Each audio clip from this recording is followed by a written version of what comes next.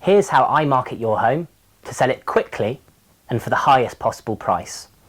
I'm Jack Flower. I've been an agent for many years. I started my career in London, where I worked for some of the biggest corporate agencies, and then I moved out to the West Country, and I now live in Bath, and I run my own company, Flower Property. We do residential sales, lettings, and property management. In this podcast, I'm going to be taking you through what I do to market your home so that it sells fast and for the highest price. There are lots of strategies here, and actually what might shock you is I like to start with the negatives. Often you'll have agents come in and they'll tell you everything that's fantastic about your home. But in my experience, when people are looking to buy, they're looking for reasons to say no to purchasing that home. There's always multiple choices, and they have to work out ways to filter out properties. So they're going to search in your home for the things which they can use to say no. So when I'm coming to have a look around your property, we'll have a look for the negatives. Is there some painting or redecorating that you need to do? Is the garden a little bit messy, so that we need to get that sorted out before the marketing is done? If you can iron out all of these negatives, then you're in a position which makes you so much stronger, because when people are coming around and looking at your home, they won't have those reasons to say no. They'll only have the reasons to say yes. So you really want to eliminate those no's and just leave the yeses. And that's where you start. Next, and linking in with the previous point, is using a staging company. Now this works in several different ways, and there are a few home staging companies that I use. If you've got a property which is already lived in and you've got your furniture there, they'll come in and they'll do the finishing touches ahead of the photography that's taken.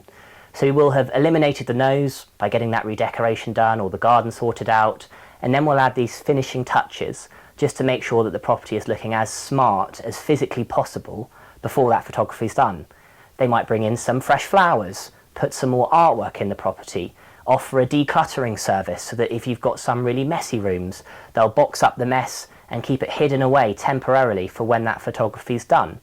Now this is just a way of ensuring that that marketing is done to the highest possible standard, so that when the photography is done, when the drone photography is done, the video tour, the agent-led introduction by myself, the property is looking so smart. We've eliminated those no's and we've added those finishing touches just so that your property is looking as smart as possible. You really need to stand out from the crowd. And these little differences, they may not seem like much, but they really make your home stand out. Did you know that 95% of our purchase decisions, according to a Harvard business professor, are made unconsciously? They're made on emotion and feeling, which happen completely subconsciously and without thought. And that's why we need to create a feeling in your home. We've done that with eliminating the no's. We've done that with the staging of the property and adding those finishing touches, or if the property's vacant, adding furniture into the property to make it feel like a home. And now we need to carry on with that emotional feeling that we're creating for your buyer when they're walking in. And that's why I like to host an open morning. So rather than just having a viewing here and a viewing there, having one morning of viewings where everyone is invited into the property simultaneously. You probably watch shows like Selling Sunset or other American shows where this happens all the time. And it does work really well, but it's just not done in the UK. But I like to do it. And when you have multiple people in the property at the same time, you create this feeling, this emotional feeling of urgency, that people must move fast. If there are 5, 6, 7 other people in your home at the same time as that buyer, rather than waiting and thinking about it, they'll move quickly and they'll put an offer forward at a higher price because we've created this feeling. We've created this sense of urgency which otherwise wouldn't be there. Every agent, when you ask them, are there many viewings here? Is this property proving popular? They always seem to say yes, even if it's not. And so I think if you have viewings separately, even if you're telling them that there's loads of people viewing the property, they might not believe you as the agent when you're telling them this. Whereas if you physically got the evidence of other people in your home at the same time who are serious buyers, then that can't lie. It's there, and that feeling will be created. It will create that excitement, and we will generate offers for you more quickly. Now, once we've completed all these previous points The next thing to work on is the property description. I put the property description later on in the points that we must go through when marketing your property, because it is frankly a little less important.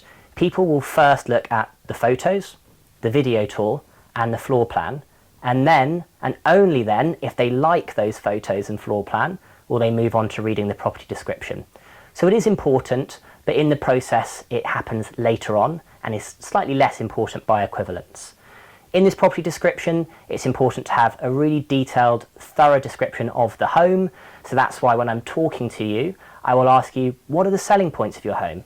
What are the things that you love about your home that make you love living here? And we'll make sure that that's what's in the property description, because the likelihood is what you love, other buyers will love as well. And then we'll work on the local area. What in the local area are the main selling points? Are there some really good cafes or restaurants? What are the schools in the area which are worth selling? Are there some really great schools which we should be putting in that description? And then the last thing is transport links. People do work from home more, but they also need to commute, and they want to know, how quickly can I get to the nearest motorway, the nearest train station, the nearest bigger town? So we'll make sure that that's put in there as well. These are little features which just help sell your home, but they're less important than the photography, the floor plan, the video tour, and the other steps that we've been through.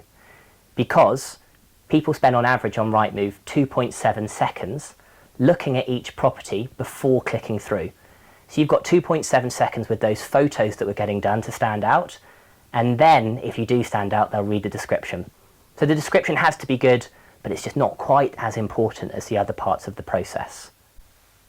So, to conclude, what you need to do, start out with the negatives, iron out those negatives, eliminate the no's, so that when people are coming to look at the property, there are only yeses and not no's. Get high quality, really well done photography, videography, floor plan, drone photography, so that your property is standing out from the crowd amongst the sea of other listings. Make sure the property description is done well, so that you're selling the key parts of the home and you're telling people what's great about living in that home and in that area.